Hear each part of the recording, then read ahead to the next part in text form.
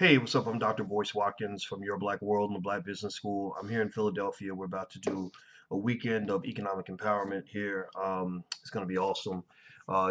Kenny Gamble's going to join us from Gamble and Huff, as well as Chuck Creekmer, the founder of AllHipHop.com, co-founder, sorry, and Carvin Haggins, and a Grammy-winning songwriter, as well as Jay Ortiz, a really kick butt hip hop artist, and we're going to talk about some of the stuff going on in hip hop culture, how hip hop culture affects Black people, why we pay so much attention to reality TV, celebrities, hip hop artists, things like that. I personally think that we can't get away from that. I think that even though a lot of us see this stuff, we know it's ratchet, we know it's stupid, we know it's crazy. The fact is that it influences a lot of our kids. It really affects our community. I actually saw studies that said that Black people, we watch 33% more TV than everyone else, and a lot of the TV that we watch is reality-based TV, right? So it's kind of crazy and unfortunate. I wish I could make it magically stop, but you can't. You got to just deal with it. And so I thought that I would kind of chime in a little bit, just for 1 second, not too much time, like literally 2 or 3 minutes, about sort of this stuff everybody's been talking about, this weird thing with the Kardashian guy, Rob Kardashian and Blac Chyna. And people would ask, well, why would you talk about that? Well, the reason I talk about it is because I know young people are talking about it, and I also know that young people get their relationship models from this bullshit that they see in reality TV. And what I think young people should really understand is that there is a huge risk in terms of living that life. And we have people in my generation that lived, when I was in my 20s, we had people in my generation that kind of lived that way, that wild, crazy life, the Bobby Whitney types. You see where Bobby Brown is. Bobby Brown looking half crazy on drugs. Whitney Houston's dead. So a lot of times these stories don't end well. And I think the young people really need to understand that stories like this can easily end up in death. They can end up with people, bankrupt. I just saw something today that said Terrell Owens, the former NFL player who was, balling out of control just a few years ago, that he's actually bankrupt now, that his net worth is like officially zero, at least according to celebritynetworth.com. And so what I tend to want young people to really understand is that this shit that you see on reality TV, it's all BS. I'm trying not to cuss so much, but it's bullshit. I mean, everything what you see on reality TV is basically a blueprint on how to ruin your life. It's like a user's manual for losers. And when I mean losers, I'm talking about people that when they get a little bit older, they end up looking really stupid. They end up looking really crazy. Their stuff ain't together. And the difference with social media now, that's a little bit different from like before the internet was really a thing, is that it's all recorded. It's all recorded. But when Blac Chyna's vagina is thrown up on Twitter, is that vagina is immortal now. It's going to be on social media forever. You can't go backward and take that down. And so I think it's very, very important for people to kind of be able to properly contextualize that, to really sort of get some analysis on, in terms of, how to conduct yourself in life in a way that's going to win for you. It's not about me telling you the ethical and the moral way to live. I don't do that type of shit. It's more so me saying, be thoughtful, be intelligent, be strategic about how you live your life. I want to say hi to some of y'all who just chimed in. I see Dual Victories in here. How you doing, sister? Jamorley's asking, how do I get in contact with you? You can email my manager if you have business to discuss. You just know she flies through. She gets hundreds of emails a day, so she's gonna fly through it. So you got to get to the point quick. If you have a proposal or a speaking engagement request or something like that, say it in the first sentence and say it in the subject line so that she'll know how to read through it and get through it. But absolutely, you can email manager@boycewatkins.com. That's manager@boycewatkins.com. And by the way, some of y'all are in Philly, and you wanted to know about the Philly event. You could check it out at drboycephiladelphia.com. That's drboycephiladelphia.com. We'll be here in Philadelphia the 7th, the 8th, and the 9th. This upcoming weekend, actually, 7th, 8th, and 9th of July. I'm going to give a lot of keynotes on one on the economics of self-defense, in terms of how to protect yourself economically from white supremacy, how to use your economic strength as a community and individually to protect yourself from the people who want to destroy you. And if you're Black, believe me, they want to eat you up. They want to ruin you. And you can't. You got to be strong. I spent 3 hours, I'd say about 2 hours today, talking to Kenny Gamble about that. Kenny Gamble, he was with Gamble and Huff, one of the legendary songwriting teams, and he and I sat there together talking for 2 hours as men. Maybe it was three. I don't remember. It was a long conversation. It was a good conversation. Me, him, and two or three other people. And one of the things that we both agreed on is the importance of using your economic intelligence as a way to protect yourself. And a lot of us don't get that. A lot of us don't understand it. A lot of us want to just throw our money away and just do silly things with our lives or whatever. And then when you get victimized, you want to cry and scream like a little bitch. And what I tell people is that, look, before you start, crying and screaming about how you're being victimized by the white man, understand that there is such a thing as prevention. There is such a thing as protecting yourself. And the question is, are you putting energy each day into protecting yourself and protecting your family? If you're not, then you will get victimized. I mean, that's just a fact. Let's see. Will this event be live on social media? No, we have to sell tickets because we have to be able to raise money somehow because it costs us thousands of dollars to put this event on in Philadelphia. So we won't have that. But if you want to do something that we have online, we have a lot of good stuff. You can go to blacfinancialliteracy.com. That's blacfinancialliteracy.com. Most of our programs, we have programs for children, programs for adults. We have a stock market program. We have a program on how to start your own business. A lot of our programs have the first month free, so you can get 30-day free trial. Try it out, see if you like it, see if you want to stay. And if you want to stay, then we'd love for you to stay because it helps us to fund all the ventures that we have that are helping build Black communities across the world. But if you want to go, that's fine too. But feel free to go to blackfinancialliteracy.com, or you can also get a free e-copy of my book, It Takes a Village to Raise the Bar. Go to drboycewatkins.net.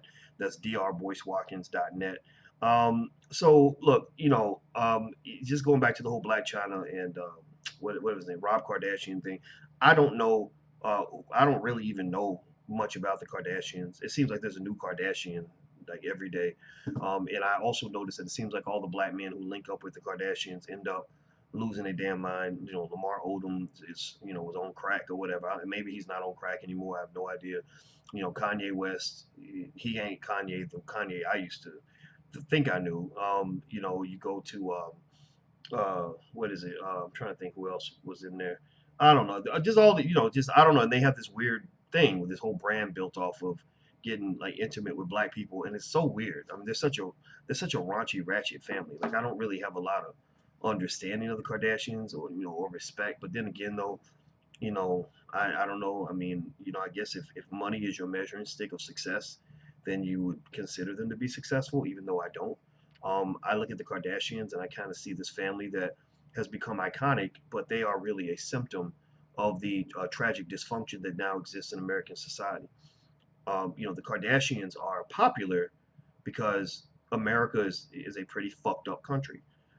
We are a country of people that embrace very dangerous, borderline insane lifestyles.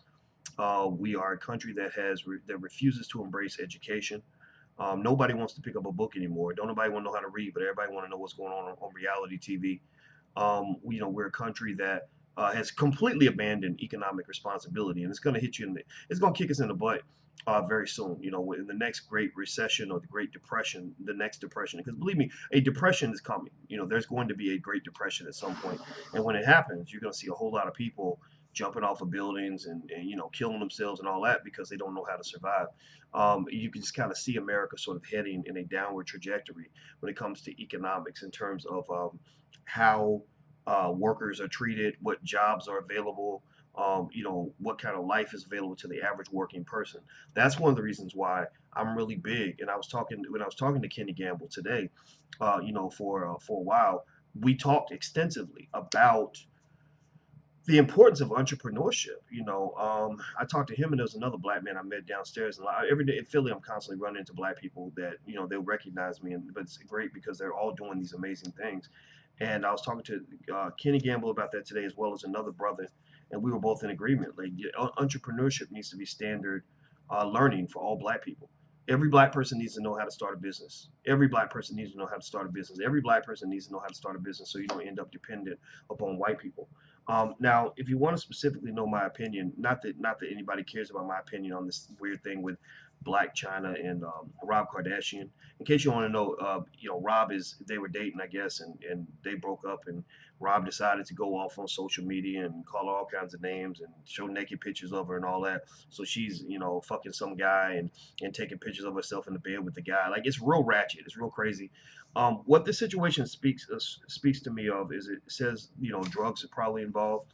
I wouldn't be surprised if they were all on drugs. Just when I look at them, I see drugs. I see Molly Percocet. I see, who knows, maybe heroin, cocaine, maybe even crack. You never know. I see, like, a lot of times when you see people on Twitter, saying ridiculous, insane stuff, understand that they're probably tweeting while they're high or while they're drunk. And what's happened now with media is that there's really no filter on what you're able to say publicly now. If you got a big Twitter account and you somehow are some sort of, cultural icon or a socialite like the Kardashians, because I'm thinking about them, they don't add any value to the world. They just sort of exist and take selfies. Then you're gonna have you pretty much have your own version of CNN. You have your own ability to just broadcast to the world. James is saying, or mentally ill. Yeah, I think mental illness and drug abuse go hand in hand. I think that one feeds into the other. I think that if you are mentally ill, you're more likely to use drugs. If you use drugs, you're more likely to become mentally ill. Like Cat Williams, for example. People say that he's bipolar, and basically, that's why he behaves the way he does. Well, I kind of believe that using heavy drugs can make you bipolar. I believe it can accelerate your mental illness. I think that if you already are predisposed to, bipolar disorder or schizophrenia or something like that, I don't think that the unnatural, the chemical highs and lows of heavy drugs is going to help better your condition. It's only going to make it worse. Because if you read up on what Molly and Percocet, I see ACOB is mentioning that. If you read up on what these drugs do to your brain, if you have even the tiniest amount of education, then you know that it's doing horrible damage to the brain. It's really screwing up the brain. In fact, I don't know if you guys know that what is it? Crystal meth. The way crystal meth works, the reason that people like it so much when they first use it is because it makes you it really releases extra the endorphins and opens up the receptors for your I think serotonin. So your serotonin receptors become, like, I guess, really wide open, and you're getting all these highs or whatever from the drug. But then what happens is, even after you stop using the drug, when you kick the habit, your serotonin receptors are screwed up for the rest of your life. You can't, at that point, like, have normal, natural chemical reactions to your environment. Like, there was one lady who had been using crystal meth for a long time, and she got off the drug, but she said that she saw her daughter take her first steps and she didn't care. She couldn't get happy about it because her brain was incapable of producing the natural chemicals that make you happy. Or maybe they can't fall in love. They meet somebody, they start dating them, they're like, oh, I guess I like them. I can't. Love doesn't do anything for me because once you have those drugs, it's like sort of an extreme version of what God naturally gives you, what you naturally experience. Now let me see here. I see Dr. Ireneo. It looks like you got a lot to say. She says many of my patients are on PCP and other hallucinogens, mostly black men, sadly. Well, you should come on my podcast because I'd love to hear your perspectives on this, because we need to hear from the experts. We need to hear from intelligent black people who can educate the community so we can get away from the bullshit. Because what we don't do, what happens is that because black people watch 33% or 34% more television than other ethnicities, other groups of people, is because is that because we watch so much TV, we are the most vulnerable to stupid trends. We're the ones who are the most affected by the brainwashing and the mind control, that comes through media. And so, yeah, Dr. Ireneo, please email me. Send an email to staff@boycewatkins.com and just put something in the subject line. Dr. Watkins told me to reach out, something like that, so that my assistant will know that I want to bring you on to my podcast, because I love to talk about your practice. And really, any of you, if you're doing something interesting, like, I don't know, you're planning the next mission to Mars, or because black people are always in the background of anything important that's happening in America, right? So, or you created a cure for AIDS, and you got it published in a medical journal, or you're somehow running $1 billion hedge fund and nobody knows it or whatever. Hit me up. Let me know. I'd love to interview you. That's what Intellectual Chocolate was created for, is to talk to and talk about black people that other black people need to know about. Let's see here. Should we invest in 3D printed affordable homes? I mean, I'm not going to recommend that you do or don't, because that's not what I do. I do not do investment advice, because that exposes legal liability. And I also, most of the theories on investing say that you cannot predict what a particular stock is going to do in the future. It's just not really possible. And so, is it worth looking into as an investment? I say sure. With investing, the key to investing really is diversification, making sure you're invested in a lot of different industries and you find the industries that work for you. That's why apps like Stash, all they pretty much do is ask you, like, what are you interested in? And oh, you're interested in fashion? Well, here's a fashion portfolio. You can put a percentage of your money in fashion. Oh, you're interested in computers? Well, here's a tech portfolio. You can put a percentage of your money in tech. And so basically, investing is not nearly as complicated as people make it out to be. And it's just people don't believe me all the time because they want to believe that it's complex, and it can be complex. Take it from a guy who did nothing but study this stuff for 20 years straight. I mean, I mean, you probably, it's hard to imagine how hard it is to get a PhD in finance. Imagine sitting in class where the student next to you says, "Oh, I got the second highest math score in all of China." Like those are the kinds of people that you sit with, or a Russian student who memorizes the entire math book line by line and literally just knows it word by word. Like those are the kinds of people that we went to school with. So you learn investing in finance and everything at a almost molecular level, at a level where if somebody says something, even if I don't know what it is, like they're defining some sort of financial instrument to me, I'll listen to it for a minute.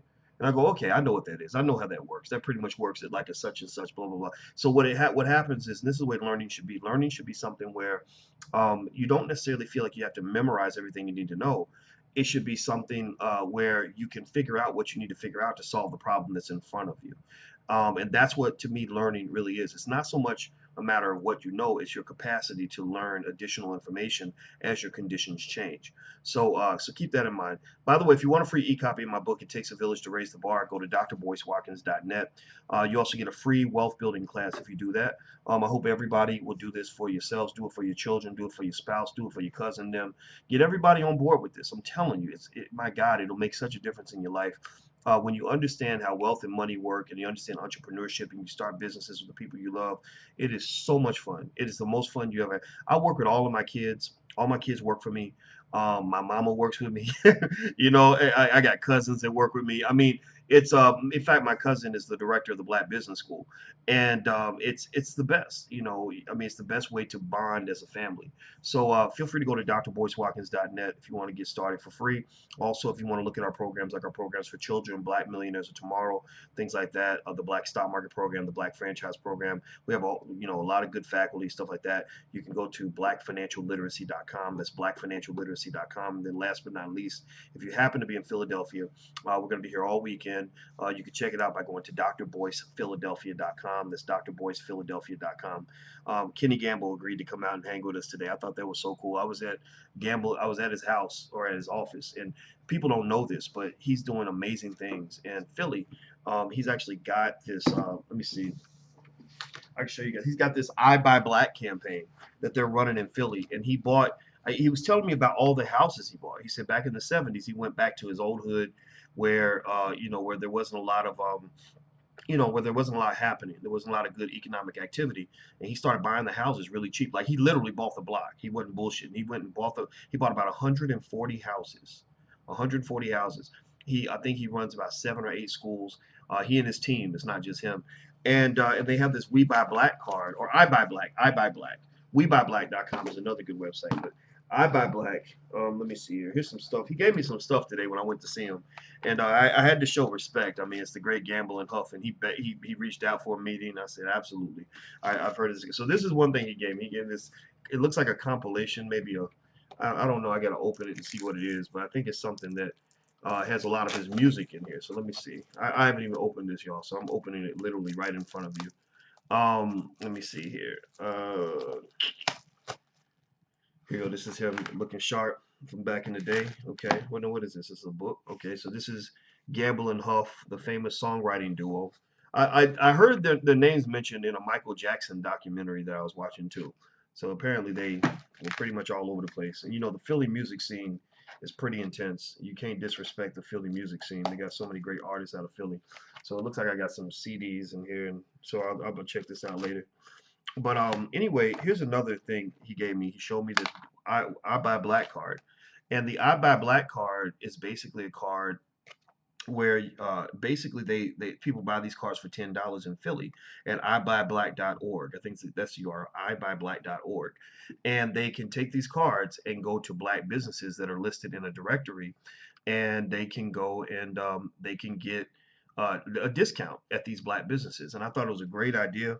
And we sat for a couple hours talking about their plan and what they're working on, and they're really doing it. They're not bullshit. They are really doing it, and I gave them, my 2 cents on what I thought would really work, and I just want to support it. So I want everybody around the country to know this can be done all over the United States. This isn't just something that can be done here. This is something that can be done anywhere. In fact, they gave me this document on an anti-poverty strategy. And so what I like about this is that this is real stuff. We told them that we were thinking about getting a Black business school office here. We're about to close on our first office in Chicago. We're going to have one. We've got a spot in Louisville, Kentucky. We're going to have a spot in Atlanta, Georgia very soon. And Philly is very high on the list. I told them that Philly, I said, how soon we move to Philly would depend on how soon we can confirm that we'll get support. Because basically when you open up, an office and all that, you're talking about committing thousands of dollars to whatever you're trying to do. And you need to know that people are going to be interested in whatever you're doing and what you're working on. So this is some of the stuff that they gave me, which I think is awesome. It looks like the company's called Universal Companies, and they were just so professional, and I was so respectful of what they were doing. It was amazing. Now somebody was asking, how can I help? Tanzania is asking, how can I help? You know how you can help? Don't make a donation. We don't do donations. We'd rather give you something for your money. Go to the Black Business School and sign up for something. You can go to blackfinancialliteracy.com and take a look at some of our classes, or you can also go to theblackbusinessschool.com, sign up there for something. I want you to receive, a beneficial, very strategic, very practical education and upliftment toward your family economic goals. One of the things that Dual Victory has it right. She says, take a class. Yes, take a class. And here's the thing. First of all, the class costs a lot less than it costs you to go to take a class at a university. I taught at universities for 24 years. A lot of our faculty have taught at universities. Dr. Tyra Selden has taught at universities. Tanya Nebo is an attorney. She's taught at universities. Jessica Smith, etc. But the difference is that the cost is much, much lower because we don't have all the overhead that a lot of universities have. So ultimately, we're able to do a lot more for a lot less. So whereas the university might charge you thousands and thousands of dollars, we might charge you, $99 a month or something like that. And if you go and you talk to our students, they all love it. The blackwealthbootcamp.com, that's another great program we have that teaches people how to get off the corporate plantation. People end up loving that. So there's a whole lot of stuff there. Now somebody's asking, why are you closing the school in Chicago? We are not closing anything. We are opening a school in Chicago. So no, we're not closing the school in Chicago. Chicago needs better schools because the public school system in Chicago, Philadelphia, a lot of these other cities is ruining our kids. And I really think Black people nationwide, we should be educating our own children. And so one of the things that I'm actually working with, one of my daughters is actually helping to pull together a team to work on cyber charter schools or cyber homeschools, if you want to call it that, like just sort of a cyber-based approach to education that will allow us to educate thousands of Black children on a daily basis using Black teachers, paying them to come in and teach the kids every day so that the kids can get an education that's more culturally appropriate for them as Black people. That's what really has to happen. I think it's almost like medicine. You have medicine that where they took a one size fits all approach, and it didn't work very well. You can't give everybody the same medicine. So eventually they start to create medicine for different people based on their background and what was going to work for them. If somebody's asking about tickets in Philadelphia, do we have any more left? We're almost sold out. Philly is, the people in Philly are really coming out. If you want to get a discounted online ticket, you should go to drboycephiladelphia.com right now because the tickets are about to be sold out. Before last I checked, they're selling very quickly. There may be a few at the door. I don't know. I do know tickets at the door cost more, and I do know that there are fewer of them. So I hope you go to drboycephiladelphia.com and feel free to take a look and see what you want to do. We'll be here Friday, Saturday, and Sunday. And then after that, what's the next event? There's a Black Writers Retreat that I'm doing with Dr. Tyra Selden in Chicago.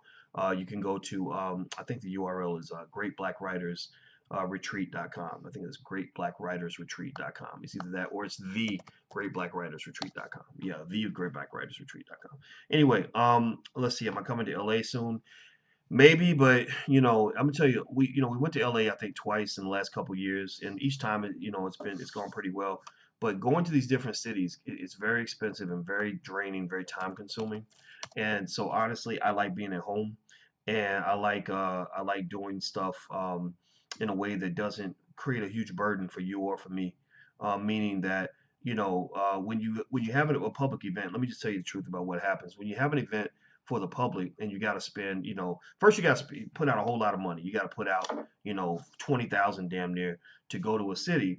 And then what happens is you'll get, certain people that either don't want to really pay for education or don't want to pay for, that kind of interaction. Like they'll go buy a movie ticket and stuff like that very easily, but that's what they're trained to do.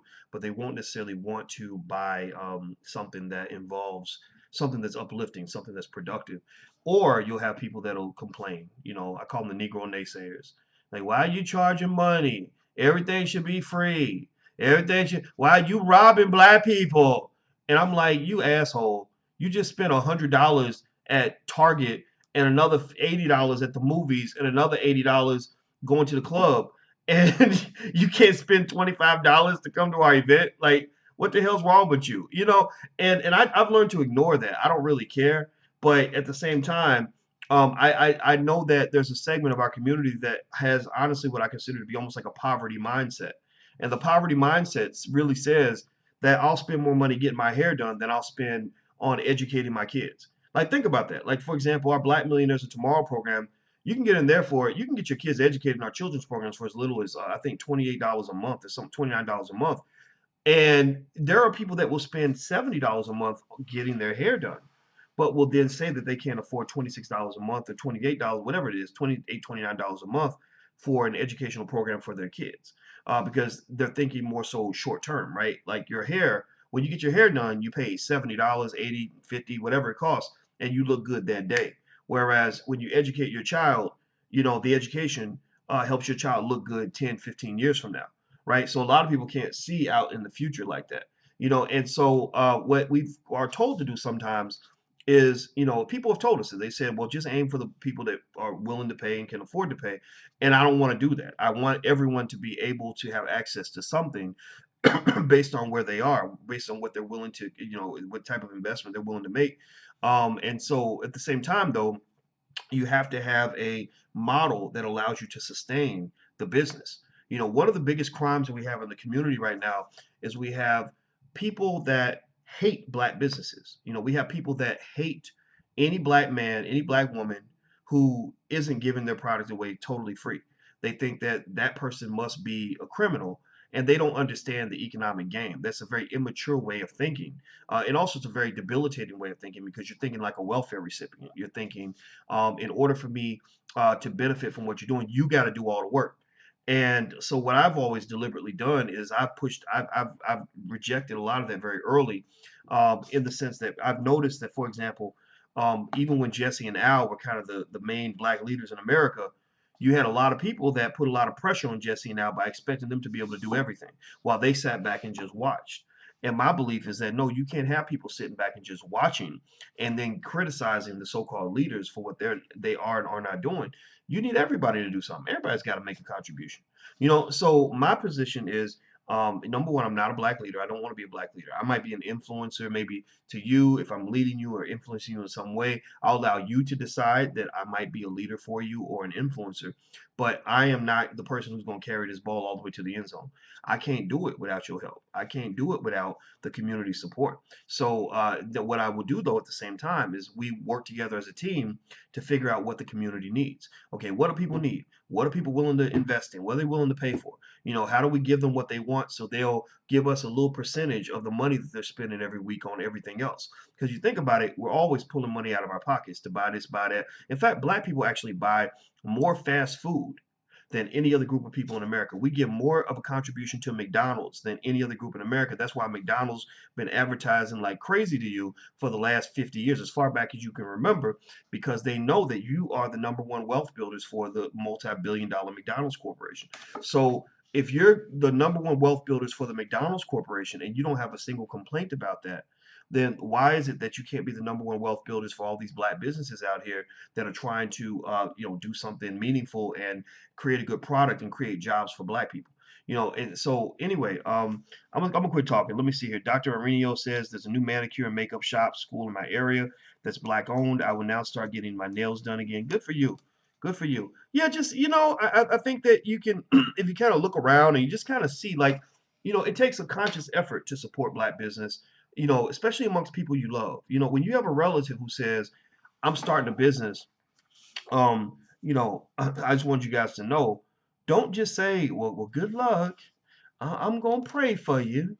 Don't do that, and then don't show up later on after they done took all the risk and they made all the investment, and then try to borrow money or get mad at them because they're successful now, and you're still struggling, you still getting your ass kicked on the corporate plantation because you didn't take a risk and they did. Don't do that. Go to them and say, what are you selling? I'd like to buy something. What can I buy from you?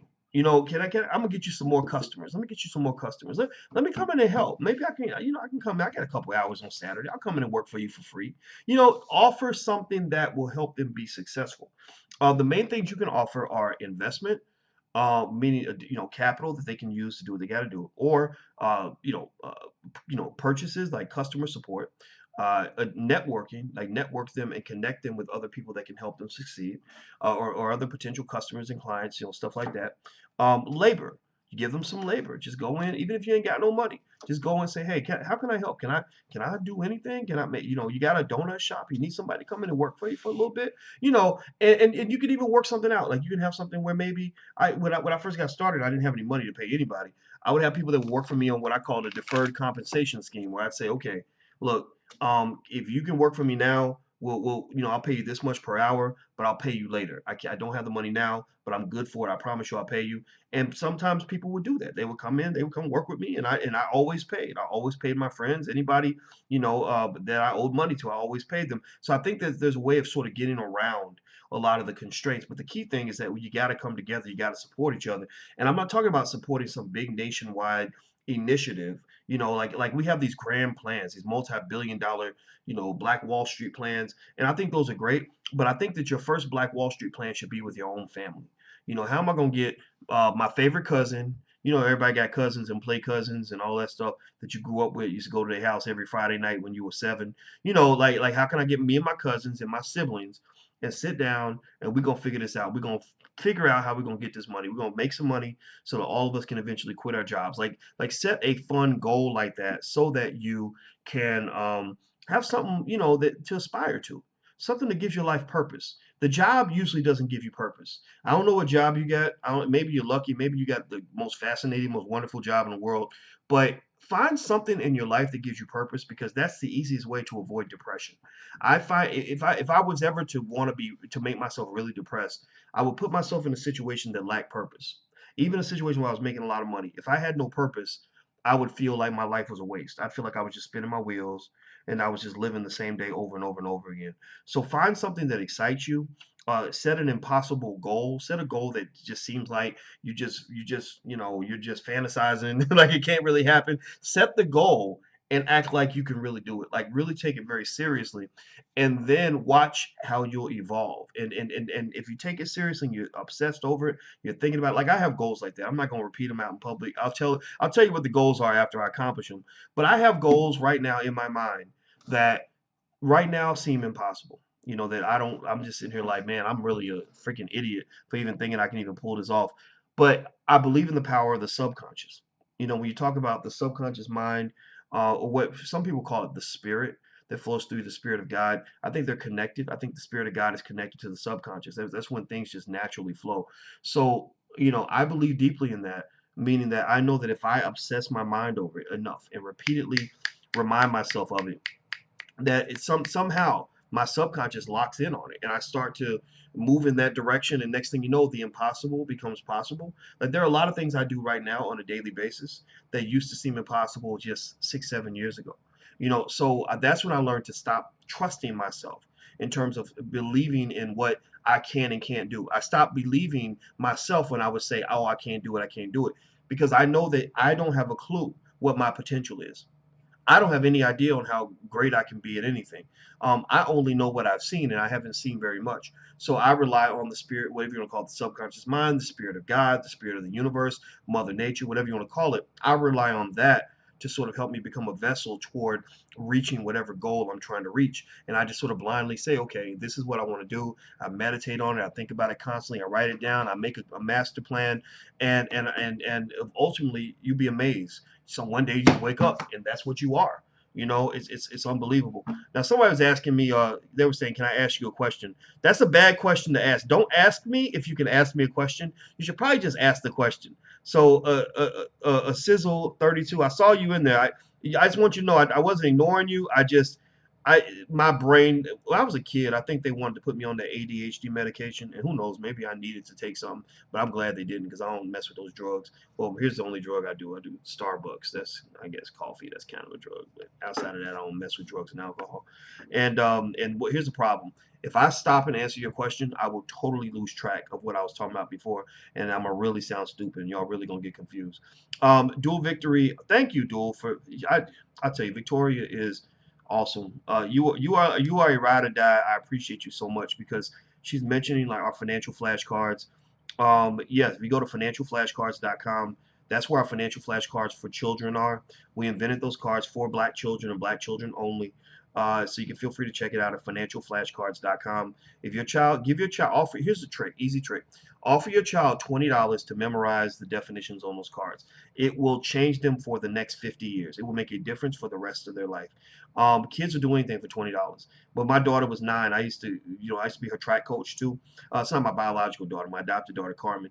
And I knew she was motivated by McDonald's cheeseburgers. So in track practice, to get her to run like an extra 3, 4 miles, I would be like, "Oh, I'll take you to McDonald's if you do these extra 2, 3 miles." And she would do it. And I found that like with kids, if you just figure out what their trigger is, and I think $20 is a great motivator because $20 is a lot of money to a kid. And think about this. You offer them $20 to do something that's going to change their thinking for the rest of their life. There is no way on this earth that a child can learn the basics of economics at an early age and grow up to be like everybody else. There's no way they're going to grow up just wanting to go get a job or just wanting to just barely get by. They're going to want something more. They're going to see what's out there. They're going to understand the game a little bit better than everyone else, and that's how people get ahead. Those who understand the game get ahead. Those who don't get ahead. And we also have another set of flashcards that you may want to check out at melanatedmoguls.com. MELANATED moguls.com. Melanatedmoguls.com. Let's see here.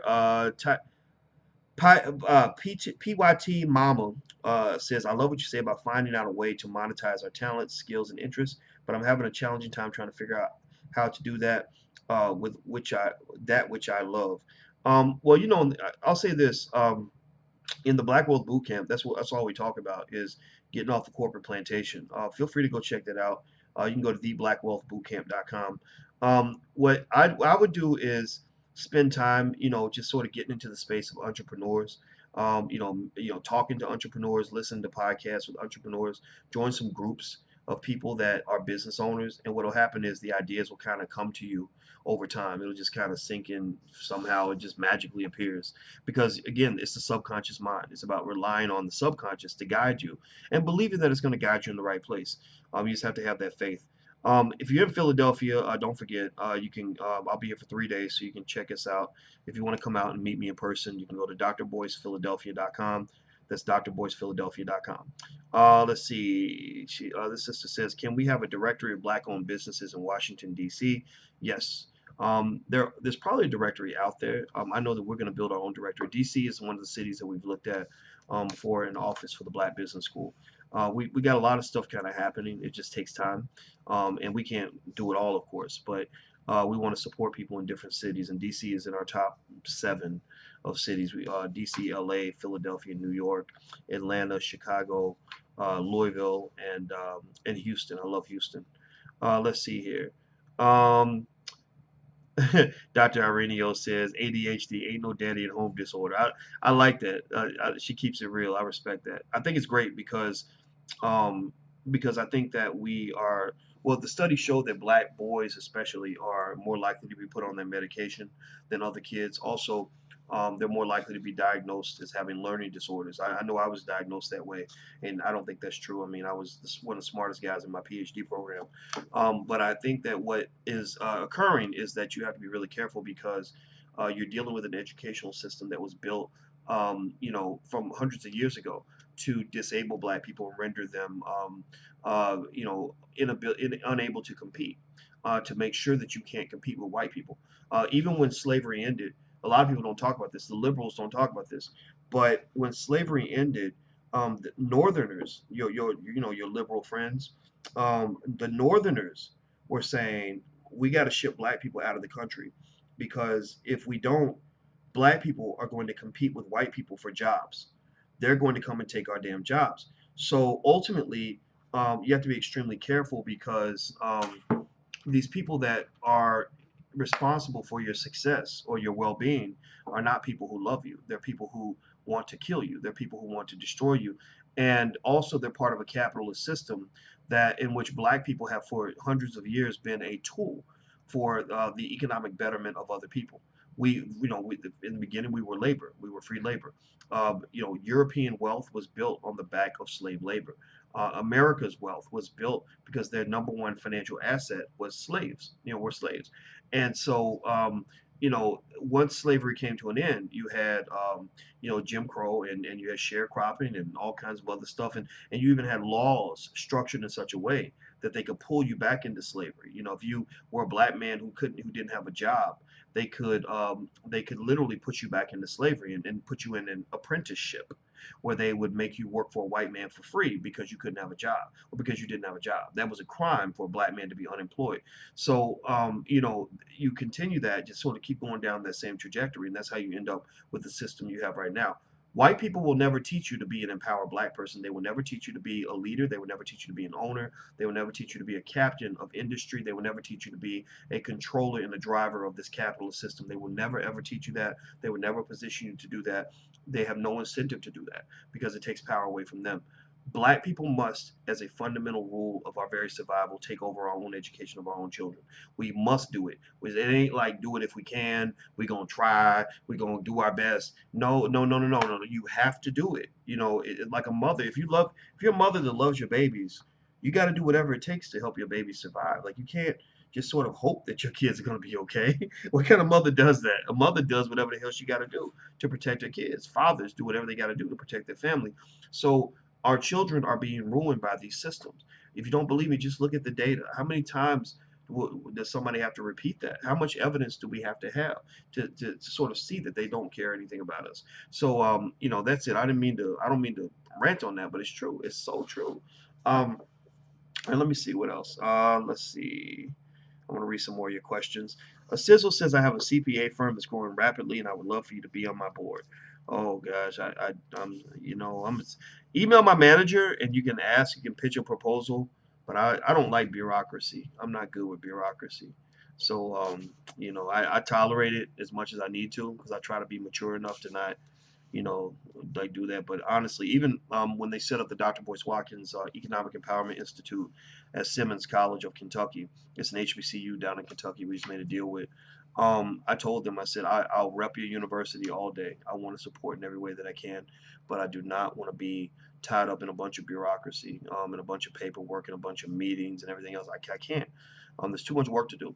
A lot of people waste the good years of their life dealing with stuff that don't even matter, with petty stuff, administrative, bureaucratic crap, just stuff that doesn't matter, and I don't want to do that. I want to do meaningful work. I want to do something important, So, I'm not. It's not that I wouldn't be on your board, but it would have to make sense. My time's limited, and we're, every time we wake up every day, we're a little bit closer to death, and that's a fundamental fact, which means you ain't got much time in your life.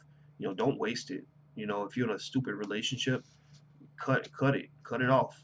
Get up, pack your shit tonight, and move out. and move across the country and start all over again, and you'll find a new boyfriend, you'll find a new girlfriend. Just, everything works itself out. Allow the universe to, piece it all back together for you. There's almost no major adjustment you can make in your life that isn't going to naturally be repaired. I mean, you don't want to abandon your kids or anything, but some people, just sort of allow a stupid situation to continue just because they're in it and because they're afraid of change, or they don't know, they have a fear of the unknown, or they don't know how it's going to all work out, or they're just sort of afraid to disrupt something, right? And all that's in your head, all that's mostly in your head. I think that in order for you to pursue your true purpose, you're going to have to achieve clarity in your life. Clarity kind of means getting away from all the things that are unnecessary distractions, that are wasteful uses of energy that are not getting you any closer to anything relevant or meaningful. That's why I avoid bureaucracy. Um, I avoid friendships that are either toxic or disruptive or distracting or emotionally draining. All of that, even relatives. I love my relatives, but sometimes you got relatives that are trifling and bring drama, and I'm not gonna sit around dealing with a bunch of stupid drama all day. Even earlier today, when I was talking about the whole Blac Chyna thing with Rob Kardashian, it wasn't because I'm trying to sit around and gossip about somebody's relationship. I really think, but I think a lot of these situations are great learning observations for people who want to avoid bullshit in their lives. If you look at this, I mean, they look so stupid. That's the thing. I mean, when you on social media fighting with your ex, you both look dumb. You both look trifling and tacky, and you're gonna both embarrass each other. I remember when I was in high school, there were these two girls, two white girls who were best friends, and one day they decided that they weren't best friends anymore, and so they started spilling the juice on each other. And well, like one girl was like, oh yeah, she did this with so and so. How girls like to slut shame each other, and guys slut shame women, I guess. Even though I don't like the term slut shaming, I feel like that's a term invented by the liberal feminists to, it's like I don't even know exactly what that means. I mean, I tell my daughters, like I don't want you to go out and just be disrespectful of your body. I don't want to see you out here just giving it up to any guy who offers you a bag of Fritos. So I personally think that there's a natural desire of women to protect their dignity and their integrity. I'm not a big fan of this idea that, well, if men can do it, women can do it too. You're not a man. Men, same thing with men. You're not a woman. Stop thinking that you can do whatever women do. No, you don't need a person in high heels. That's not, unless you want to be a woman. If you want to be a woman and get treated like a woman, then go ahead, dress like a woman, be a girl, put a wig on, whatever. But don't think that somehow you can do that and still be treated like a man. You're not going to get treated like a man. So anyway, so they literally made each other look really stupid because they were, attacking each other and all this other stuff. And I kind of feel like, and everybody can get dragged into it. I mean, even I had, a time where, I had a former friend who, well, she's not a former friend. I would call this person, still a friend, sort of. But, there was a time where, things were said about me that I didn't feel were true or accurate or very nice. And so I defended myself. But what happens is, like, your emotion causes you to do that. It causes you to jump into the fray. But then there's a point where you got to pull back, and you got to realize that you're making you're making yourself and the other person look stupid, and you got something better to do. So the best way to deal with drama, in my opinion, is to remove yourself from it. So that's why even in a relationship, like when I talk to guys, we have brothers in Black Men United, and sometimes we'll just have man conversations about relationships and all that. And I tell Black men, if you are in a situation with a crazy ass woman who wants to fight all the time, I tell them the best reaction is to just not have a reaction, is to walk away. Just walk out the door. Like, what's stopping you? Like, the only thing stopping you from walking out that door is you. You somehow feel the need to be caught up in this nonsense. I tell them, look, if she's, getting all crazy and violent and throwing things and hitting you and all that, walk out the door. Just leave. Just go. There's a billion girls you could date who are not crazy, who are not going to bring chaos to your life. And that to me is just a matter of keeping it simple. Like Denzel Washington had a great line in the movie Crimson Tide, where he said, "The enemy of war is war itself." If you haven't seen Crimson Tide, you got to see it. It was him and Gene Hackman. It was an amazing movie. And he in the line he made, I'm gonna repeat it. He said, "The enemy of war is war itself." That means that your goal is not to defeat the other person. Your goal is to defeat the situation. You must defeat the situation. And the way you defeat the situation is rising above it, moving away from it, backing away, backing out of it, whatever it is. So that's what you'll see. When you see me with drama, usually when I'm in my right mind, sometimes I get mad. Sometimes I get ghetto. If I'm not really thinking right, I can get angry because emotion can cause you to make bad decisions. But what happens is after I get ghetto, I'll sit back and I'll kind of meditate and recenter myself, and I'll say, why are you even in this situation? Why are you even here, Boyce? One time I had a time like that where I was working with somebody on a project when I was like 31, 32, and it just got so stupid. It became such a waste of time. It got so ridiculous, and I was so distressed about it. I was mad about it. I was wasting time on it. And I went out to eat lunch, and I was sitting there, and it was raining, and I was sitting there, and I was eating at this Subway place with the French fries, the really good French fries, like they had a teriyaki sub or something. And I was just eating this food. I was thinking about it, and I was like, I really don't have to even be here. I don't have to be involved in any of this. And you know what I did? At that moment, I literally decided, I said, you know what I'm gonna do? I'm gonna pack my shit and I'm gonna just leave the state. I'm gonna go back to New York because I was in Kentucky at the time. And all the drama was happening in Kentucky. I hadn't been back to New York for like 2 or 3 months because I came home for the summer. Because when you're a professor, you can do that. You can go and be gone for 2 or 3 months at a time. And I just said, I don't have to be in the middle of any of this shit. I did not make a phone call. I did not have one more argument. I did not have one more conversation.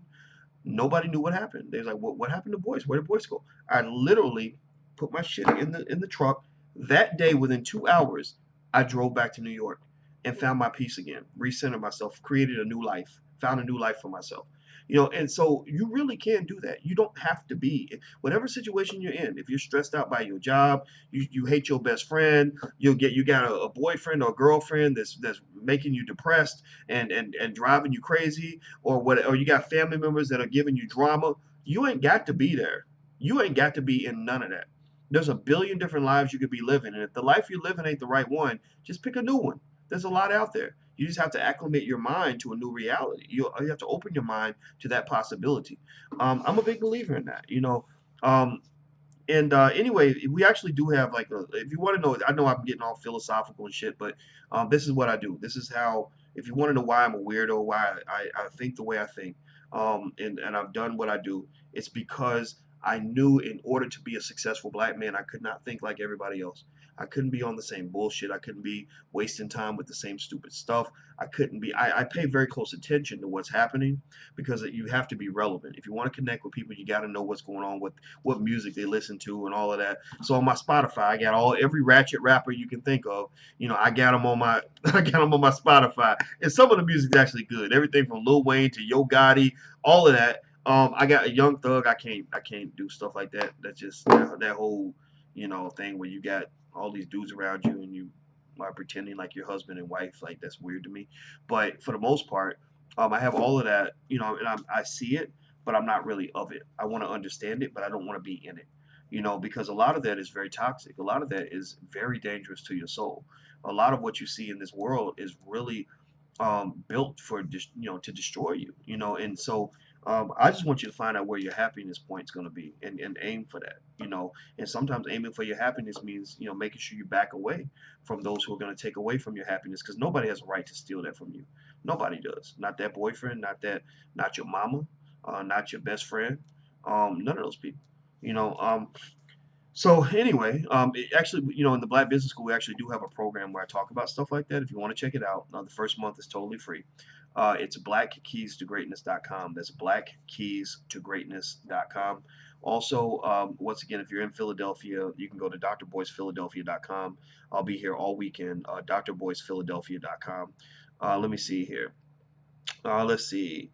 Miss Amina says, open a business school on Howard's campus. Well, actually, I did tell them to go and find us a space that's close to Howard, because I think that we can offer, classes that are just as good, that won't cost quite as much money. So it might be a benefit to people to have something to supplement their education. Like, I love Howard, and I want to support them, but not every black person can afford to go to Howard. So I think that we can actually, give them a really good education at a very low cost. Let's see here. Dr. Ireneo says, I have a 6-month-old black son, and I expect if he is in regular school system, he will be marginalized and recommended to get on meds. Yeah, absolutely. I wouldn't even put him in there. I would find another way. Like get him in a homeschool network or something like that. I would have loved him in homeschool. If I'd been homeschooled as a kid, my grades would have been good. My grades were terrible. I used to come home with D's and F's and everything on my report card. You would have thought I was retarded with the grades I had. And so there's millions of black boys like that, and I encourage you to put them in a situation where their genius can be extracted, as opposed to having them being criminalized at an early age. Because I was criminalized by the school system, I thought that I was like, a deviant. I thought that I was the bad kid. I thought I was the kid who was in trouble all the time. What about the Bay Area? Yeah, well, I love the Bay. Oh my God, the Bay. The people in the Bay are just shoot. The Bay is one of those places you got to show respect. Like the activism and the work that they've done in the Bay is second to none. So when you come to the Bay, I feel like you have to be very authentic. Like if you're fake, like I feel like the people in the Bay will like point you out. So so I was like, okay, I got to get ready because the people in the Bay they're not playing. So I think the Bay Area would be a good place. We're just trying. We're expanding as quickly as we can based on the resources we have. We don't borrow money from white people. We don't take investments from other people. Everything we have is black owned. So what that means is that we can still expand. We just have to expand sort of slowly. So if we do have stuff and you believe in what we're doing, I hope that you'll take some time to be a part of it. Like I hope that you'll give us a chance to educate your kids. Our Black Millionaires of Tomorrow program is awesome. We spent a lot of time on it. We had a team of experts put together all different kinds of curriculums and modules and everything else. Dr. Tyra Selden just did a whole curriculum on financial literacy for black children based on our program. And also, if you go to blackmillionairesoftomorrow.com, we actually have that program has 3 modules: 15 things every black child needs to know about money, 15 things every black child needs to know about investing, 15 things every black child needs to know about the stock market. And there are PowerPoint slides, self-study exams. All the videos are animated. We spent a lot of money, thousands of dollars, getting all the videos animated so that the kids could have fun sort of watching the videos. And we even just did this really cool puppet show that your kids can watch called the Beemont Family. And the Beemont Family is kind of like this cool black family, like a mix between the Cosby Show and Sesame Street, where the family has like a regular life and it's really funny, but it also has like financial literacy lessons kind of thrown in there. And so our goal is to kind of help parents all over the country that want to educate their kids at a low cost, give them something to do, have the tools that they need to do it. So feel free to check that out. You can go to blackmillionairesoftomorrow.com. That's blackmillionairesoftomorrow.com. Let's see here. Uh, Somebody asked about Umar Johnson since I'm in Philadelphia. No comment. I don't dislike Umar, but I don't think Umar likes me very much. I wish Umar would come out. If Umar, let me just say this: if Umar's listening, or anybody knows Umar, if Umar can't reached out and said, "Hey, I'd like to come to your event and speak," I would openly, graciously, and happily invite him to speak. Not because I agree with everything he says. I didn't like his rant. I thought his rant was beneath him. I feel like he could be a better leader than that. He's got more potential than that. But I just kind of feel like Umar. I mean, if people respect him, then I respect the people that respect him. And it's a lot of it's because he's a great orator. Everything he says ain't crazy and wrong. I didn't like it. I read an article in the Root where they were dissing Umar pretty bad and kind of saying things off the cuff. And I don't think the guy really did his research. And what I saw was like kind of like this consistent effort to use Umar as an excuse to show disrespect to the conscious community, because you have what I call the assimilated black people, the ones who went to Yale and joined the black organization on Yale, and they're proud, they feel like their progress as black people is, I got a job at Morgan Stanley, so I'm doing well, when really they don't understand that there's another step to that. Kenny Gamble and I talked about that. Kenny Gamble has won Grammys and millions of dollars and worked with every artist from Michael Jackson on down. I mean, big the Rock and Roll Hall of Fame. I mean, about as mainstream as you can get. And one of the things that he and I agreed on is that there is a type of false success that many black people feel, where you get the high paying job, you're working with white folks, you're living in the suburbs, and you feel like, look at me, mama, I made it. But you realize eventually when you mature, when you become spiritually evolved, you realize that there's more. There's another step you're supposed to take. The next step is coming back to your people and developing infrastructure for your people. And so a lot of times the assimilated Negroes, what they do, it's a blueprint. I know it very well. I was one of them. I was the educated, successful Negro for a while. What the blueprint is you go to school, you go to some fancy white university, and you sit there and you get mad about the lack of diversity and all this other stuff because you don't really realize that the reason that you're being fucked is because it's a white man's institution. It ain't never gonna stop being a white man's institution. They really don't respect you. You're an uninvited guest in somebody else's home, and so, but yet you still, you still fight the power and all that. Black fist, okay, whatever, and good for you. That's good. You're finding yourself. I'm happy for you. And then what happens? You graduate, you got your degree, you got about $100,000 in student loan debt, which you'll probably never repay. Well, at least half of them won't ever repay it. And you go into corporate America, and you got this degree from Duke, and you're really feeling like you're the shit. Like maybe you go to law school or medical school or whatever. And here's the problem, though. What happens is you find out that in addition to all the other things that are going on, that you're still feeling oppressed. You're still not feeling happy. You're still feeling like you're going to work every day with a mask on. You're still feeling mistreated. You're still, maybe you're in academia and you're writing, you're getting together with your friends for drinks at TGI Fridays, and you sit around and you intellectualize the bullshit you're going through, and you talk about things like microaggressions and all this other crap. Like, we do stuff like that. We have conversations and write papers about it, and we protest things, but nobody actually ever has the juice to really do anything because you don't have any real say in the institutions that control your life. You are an animal inside a big cage, and you don't even know you're inside a cage. And really, you don't realize that the power to shape that cage is controlled by the people who built the cage. It's not controlled by the people that are in the cage. So you feel unhappy. But then on top of that, here's the other thing that's interesting. By the way, if you're on Instagram, in 2 minutes, it's going to shut us off. But what I'm going to do is I'm going to start it right back up. So just stay right online, and then you'll come back in. So I want you guys to know, if you're on Instagram, I'm going to disappear for a second, but don't go anywhere. I'll be right back. And so then what happens is, you are now in this weird trap. Maybe you have a job and you're working, but you're surrounded by all these white folks you work with. They don't like you. You don't like them.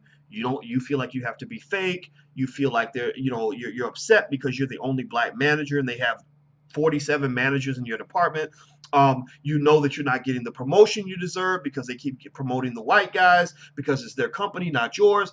And you're just kind of stressed out about it, right? In a worst case scenario, you're really stressed because you know that if you speak up about this, you're going to get blackballed from your new adopted family that doesn't actually love you. So you're kind of just feeling this anxiety. You don't know what to do about it. And then on top of that, it can be further exacerbated if you're spending money and you're not saving or investing or thinking anything about starting your own business. So you are living paycheck to paycheck. So you're doing well, but your bills are through the roof. Your student loan debt and all your other debt is up to your eyeballs as well. And you now need that job. So you're trapped. Like, you can't quit that job now because you don't even know if you can get another job paying you the same money, and you need that money in order to make sure you pay your rent or to pay your debt or whatever it is. So it's like this weird, crazy, horrible, like, reality that you live in, where at the same time you're sort of like, wait a minute, but I'm one of the successful Negroes. I'm a successful black person. Like, I shouldn't feel this way. I'm supposed to be happy now, and you're not happy because you don't really have a say in any significant part of your life. Your whole world is controlled by white people. White people control everything.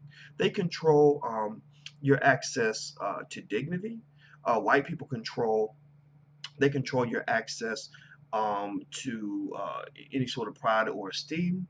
They control your access to financial resources. They control your access to power. They control everything because you signed a deal with the devil. That's what you did, man. I mean, you're like, you walk right into the trap, the trap of assimilation. And so what is also interesting is that somehow somebody's constantly lying to you because they're getting you to reject black people who believe in various forms of self-sufficiency. So when you see the do for self black people, you see people from the conscious community come up and say, "Hey brother, let's go and build a school together," or "Hey sister, let's go start a business together." You reject that because you're kind of looking at them and you're like, oh, these dusty hoteps, and I don't want to be a part of that. And you look at them the way a lot of black people look at people in Africa. You know what I'm talking about? How the white man poisons you against Africa because he wants to control you. He wants to run your shit. He don't want you looking over at Africa as a source of power because he knows that if you link up with the Africans, then you'll have options. Options are what lead to power. If you ever want to have free happiness in your life and power in your life, focus on always having options. In any negotiation, the person who has the most power is almost always the one who has the most options. Even in a relationship, imagine a guy is arguing with his girlfriend and he feels like he's not being treated right, and the girl has all the options. All the guys want to be with her, and he doesn't have anybody. He doesn't know where he's going to go. It's going to be an imbalanced conversation because he has no options. So he can't really negotiate because he has no leverage. She, on the other hand, would have all the power in that negotiation because she's like, well, I could be here or maybe not. I could go. I can do whatever I want to do. So options are how you have power. If you're mad at your boss, you want to tell your boss off. Well, it's easy to cut your boss out if you got options. If you got what I call that FU money, that FU money where you can walk in your boss's office and say FU, I'm out. You usually are more comfortable doing that when you have options. So that's one of the reasons why, if you want to know why I'm a big believer that economic power is really the true source of black power, it's because what I find is that when you understand money and you have access to money and resources, as well as a support base, you have options.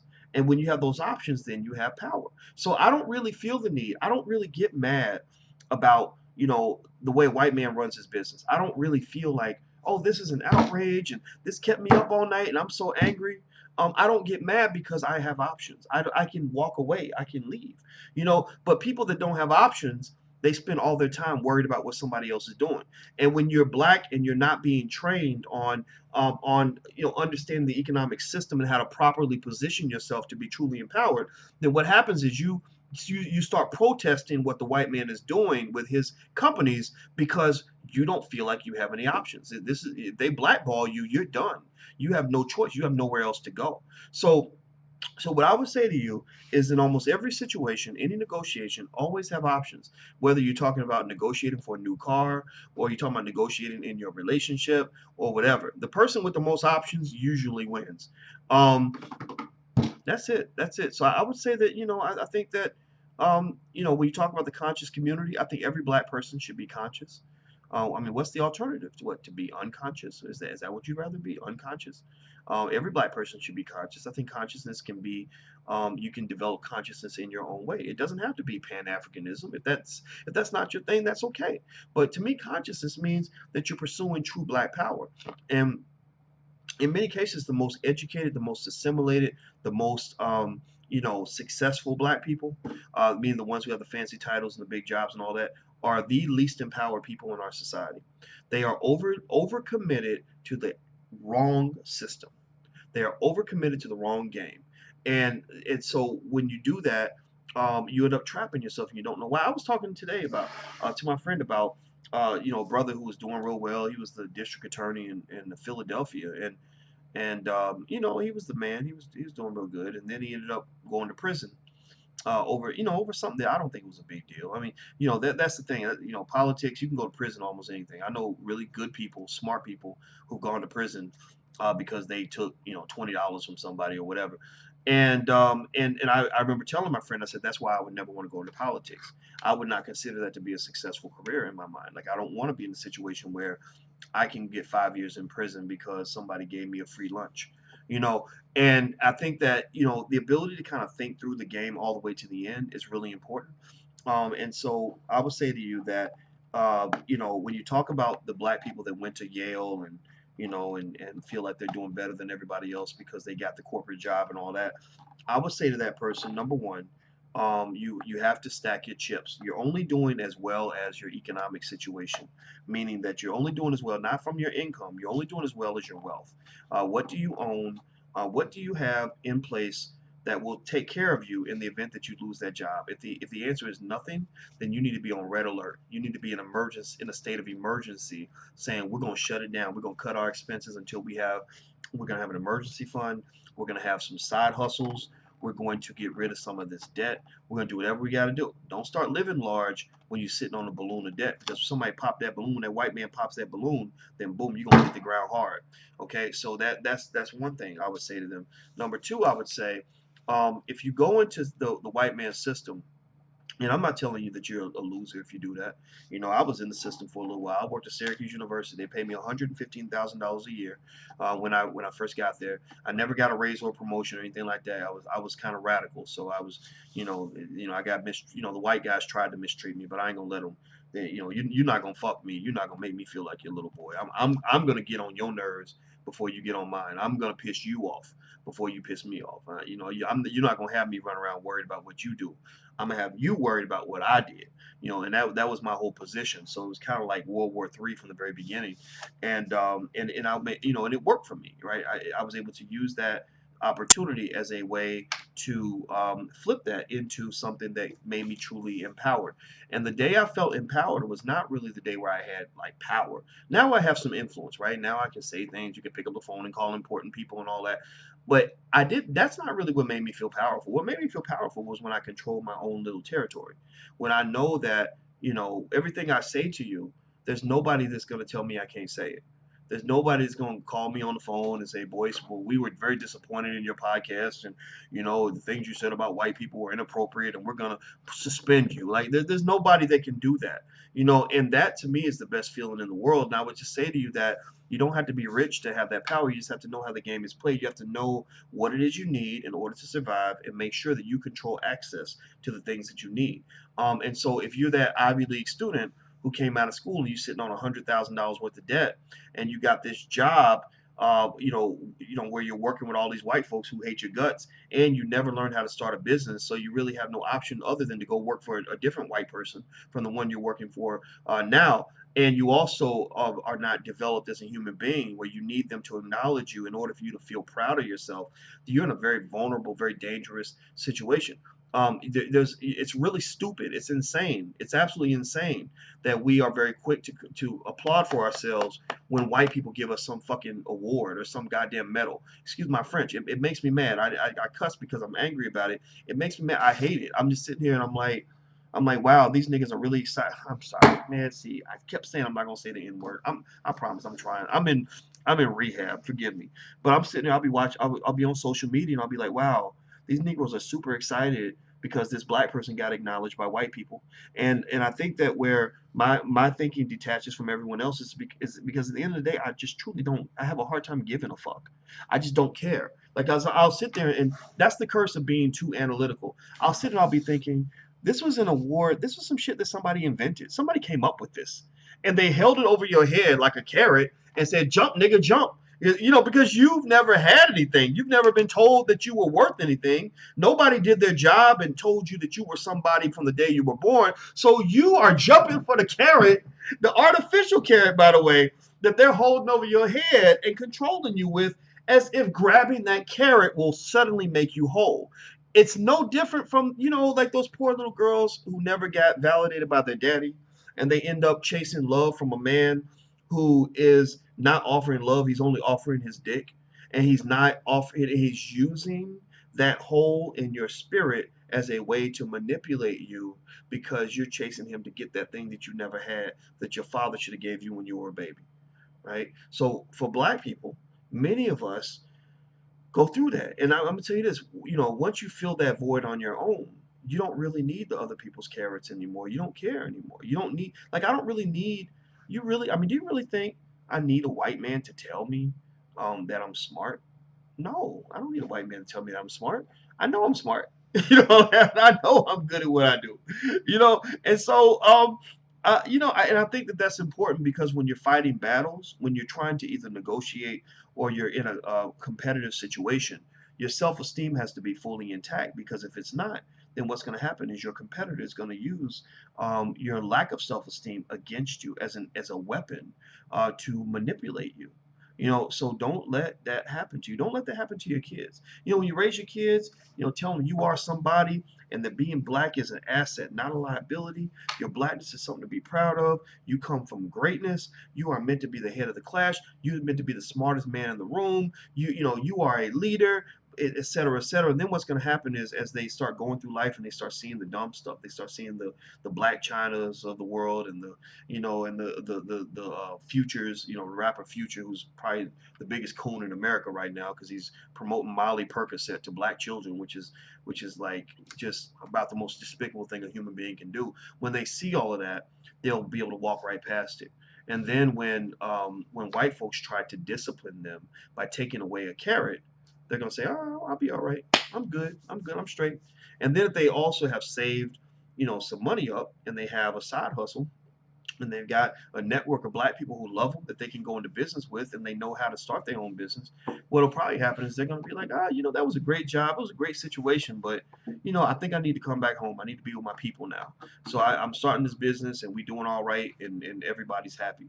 Once I learned how to really start a business on my own, I felt freer than I've ever felt in my life. I mean, again, I was making 100 and something thousand dollars a year, so I was kind of living the best life you can live in somebody else's cage. I had the absolute best life that working for other people could actually give me, or one of the best lives. I mean, being a professor is pretty cool. The money's good, especially in finance. The money's good. The hours are good. I only had to go to work a couple days a week, but I wanted something better. And the best way to get something better is to learn how to create something that's yours. Um, okay, so anyway, what I want to say to you guys real quick is don't forget I'm in Philadelphia this weekend. If you want to come check us out, I'll be here July 7th through the 9th. You can go to drboycephiladelphia.com. That's drboycephiladelphia.com.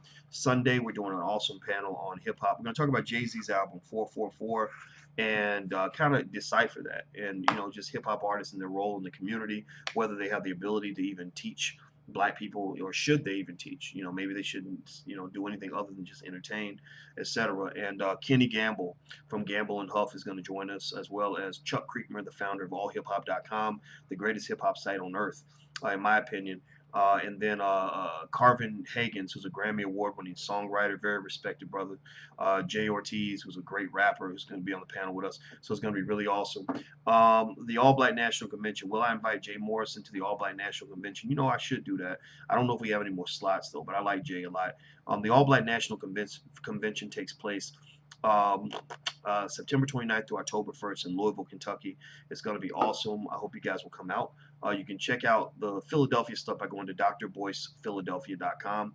You can check out the All Black National Convention by going to allblacknationalconvention.com. That's allblacknationalconvention.com. Do I travel overseas? Yes, I do. I'm going to Guyana in about 3 or 4 weeks, and I'll be there for a while. So if you know anybody in Guyana or know how to help find a house, we're looking to rent a house in Guyana. So if you know anybody in Guyana that's a real estate agent that can be dependent upon, feel free to email us. My email address is staff@boycewatkins.com. That's staff@boycewatkins.com. If you email, please make sure you are light on my staff and don't give them a 50. You'll be amazed at stuff that comes in the inbox. You'll see people that write 1,000 words, and and honestly, when your email's that long and got too much information, it doesn't get read because she has to go through hundreds of emails. So try to be quick to the point. If you want me to come speak or something like that, just mention it in the subject line. Mention it very quickly. Get down to it so they can kind of filter through that. Guyana, South America, yes. Guyana, yes, ma'am. I will be in Guyana. So among other places, but that's where I'll be in August. And then next week, I don't know if I told you guys this. She may not like me mentioning it, but one of my little girls is getting married next week, and I'm excited about that. And being a father of the bride is kind of a nerve-wracking thing. I've never done it before. I do know weddings are expensive as hell. I don't understand why it costs so damn much. My opinion is, shoot, get you a cheap wedding and buy you a house with the money. But yeah, I'm happy for her. She's marrying a good guy. He's a good dude, and I support the wedding entirely, so I look forward to that. And don't forget, if you want to get started in the free wealth building class, you can go to drboycewatkins.net. That's drboycewatkins.net. You also get a free e-copy of my book, It Takes a Village to Raise the Bar. And then last but not least, if you want to check out our stock market program, our franchise program, other programs for children, go to blackfinancialliteracy.com. That's blackfinancialliteracy.com. Let's see, please repeat the date and purpose of your trip. Are you talking to Guyana? I'm going to Guyana for personal reasons, but I'll be doing some business in Guyana as well. And that'll be in August, so I'll be there for a little while. So maybe some of y'all are in Guyana, I'm not sure. But yeah, thank you for the congrats. I appreciate it. I'm very, very happy. Charlotte, yeah, one day I'll come to Charlotte, but Not anytime soon. We're trying to cut back on the budget for all the different events in the different cities. We've gone to almost 50 cities, and which costs us just so much money. And so what we're doing now is we're looking to just get permanent office space in these cities. You know, we like to get at least 3 or 4 thousand square feet so we can have classes there, live events there, networking sessions there for entrepreneurs so people can come in, support groups for people that want to get off the corporate plantation, things like that. So that's what we're focused on now. Houston is high on the list. I've been to Houston probably 3 times in the last year. And Houston is one of my favorite cities because they have a really good active Black community in Houston. Much respect. Columbia, South Carolina. Don't know much about Columbia, the people in Columbia, but I appreciate you. Now London, we're definitely coming to London. London's this fall. So in fact, London, we may get an office in London too. The Black people in London, don't sleep on London. The Black people in London are really progressive, very intelligent Black people. Just a lot of good ideas in London. A lot of respect. Is the office space in Atlanta done? No, almost done.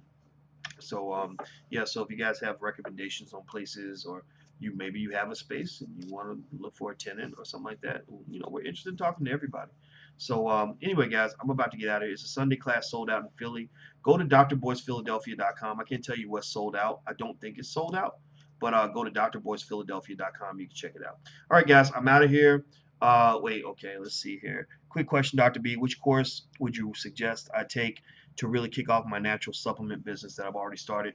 Go to blackmoney103.com. That's blackmoney103.com. That's our class for entrepreneurs, how to start a business. The first month is free. That'll get you started. Another option is theblacwealthbootcamp.com. Theblacwealthbootcamp.com. That's another place you might want to check out. All right, guys, I'm out of here. Have an awesome day, and I will talk to you soon. Be good, and thank you for letting me rant a little bit. I hope that we all gained something though from the conversation. I'll talk to you later. Peace.